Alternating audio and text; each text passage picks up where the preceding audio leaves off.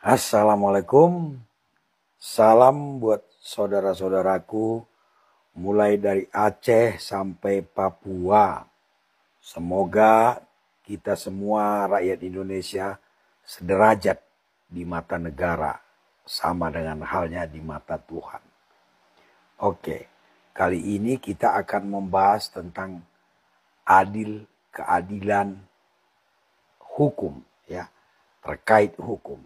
Seringkali muncul perkataan hukum itu tajam ke bawah, tumpul ke atas. Tajam ke orang miskin, tumpul ke orang kaya. Tajam kepada bawahan, tumpul ke atasan. Kan begitu ya biasa kita dengar perkataan. Sebenarnya apa penyebabnya? Ya, menurut Bang Beni penyebabnya itu cuma satu aja. Ya, karena hukum tidak dijalankan sebagaimana mestinya. Maksudnya dalam penegakan hukum, ya. Penegakan hukum ini kalau dijalankan sebagaimana mestinya, maka itu akan menjadi adil, ya. Bukan dijalankan berdasarkan kepentingan. Akhirnya timbul pertanyaan nih. Apakah ilmu pengetahuan hukum, kemahiran hukum, atau ilmu hukum berguna jika penegakan hukum dilakukan berdasarkan kepentingan? Kalau penegakan hukum dilakukan berdasarkan kepentingan, maka ilmu hukum tidak ada gunanya. Ya. Ahli hukum tidak akan berguna. Pengacara handal yang benar-benar handal tidak ada gunanya. Penyidik handal tidak berguna, jaksa handal tidak ada guna, hakim handal tidak ada guna. Karena semua tergantung kepentingan kan.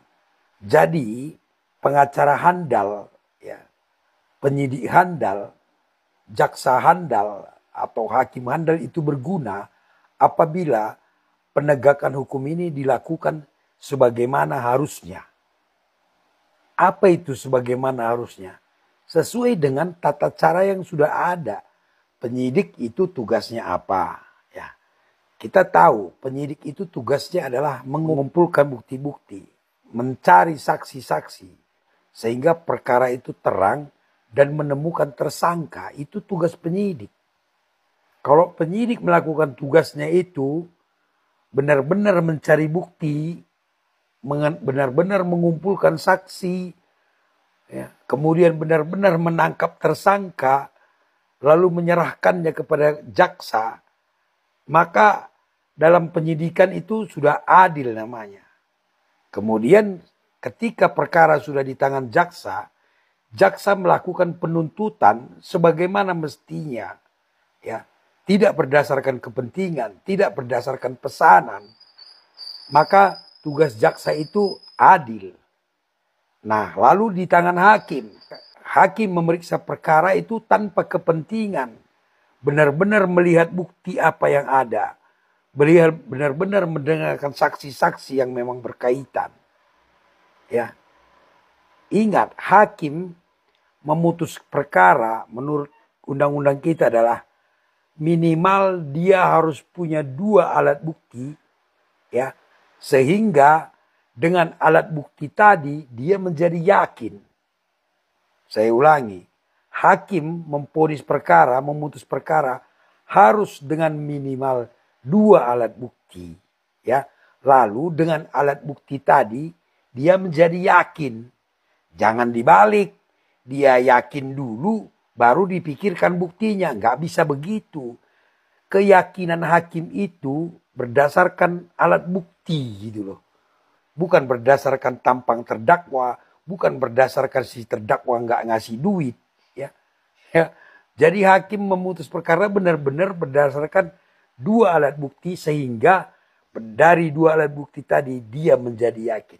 Maka tugas polisi, jaksa, hakim itu melakukannya dengan adil.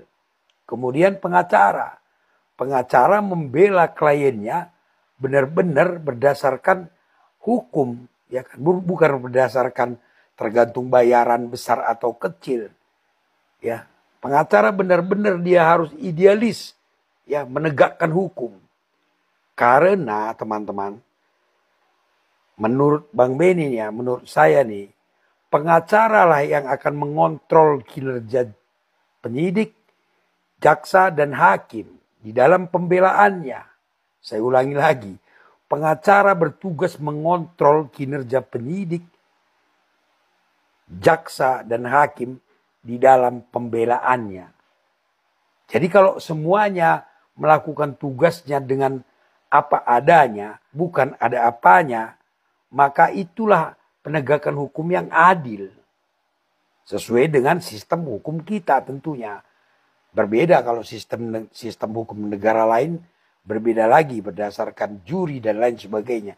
Tapi kalau di negara kita, proses peradilan kan seperti itu, khususnya dalam hal pidana. Begitu juga dalam hal perdata. Ketika si penggugat melayangkan gugatannya, maka hakim menilai dengan benar-benar idealis, ya, tanpa pengaruh apapun. Pertanyaannya, apakah itu sudah terjadi? Mulai dari penyidik, jaksa, hakim, bahkan pengacara. Atau mereka ini hanya melakukan hanya sekedar formalitas. Yang penting urut-urutannya sudah dijalankan gitu kan.